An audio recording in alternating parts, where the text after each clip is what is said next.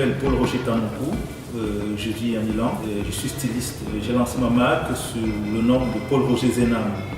Zenam qui signifie le rayon du soleil en dialecte bamileke. J'ai grandi pratiquement au milieu des tissus de couleurs. Ma mère, toutes les nuits, je la voyais tailler, couper. Parfois, mes frères et moi, on aidait ma mère à donner des modèles, à expliquer maman, oui, voilà ce tissu, oui, cette dame fait plutôt tel modèle. Donc en fait, en famille, c'était une histoire de famille en fait.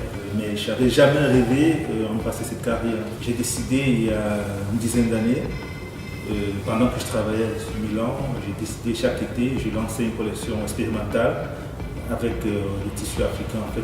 Cette année, ma collection, je l'appelle Identité, Identità en italien, parce qu'on dit souvent l'habit ne fait pas le moine, mais je pense que cet adage, je peux encore critiquer, parce que je vois dans nos sociétés traditionnelles, par exemple, je reviens encore en billet bamileke, on ne s'habille pas toujours de la même façon. Quand tu vois une reine, une princesse ou un notable, on les reconnaît en fonction de leur habillement, de ce qu'ils mettent comme soit chapeau, soit comme vêtements. Je suis parti des deux objets, les masques et les djembés. Je suis parti des masques de passeport et des tam-tams.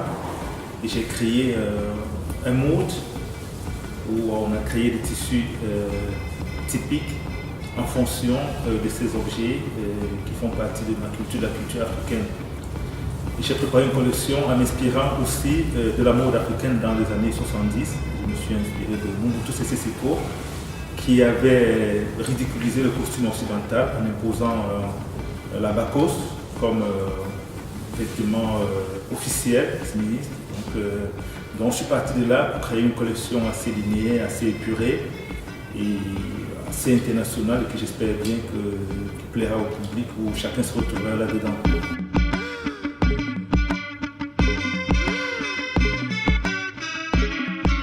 Vu que Mahmadi travaille pour la diversité et je fais aussi partie de cette catégorie parce que je n'ai pas été toujours accepté en tant que designer à Milan, la capitale de la mode, qui utilise les textiles africains.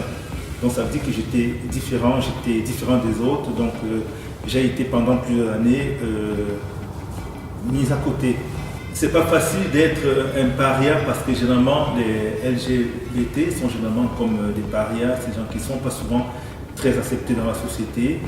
Et sincèrement, ça me fait plaisir de voir votre association qui se bat pour lutter contre ces discriminations.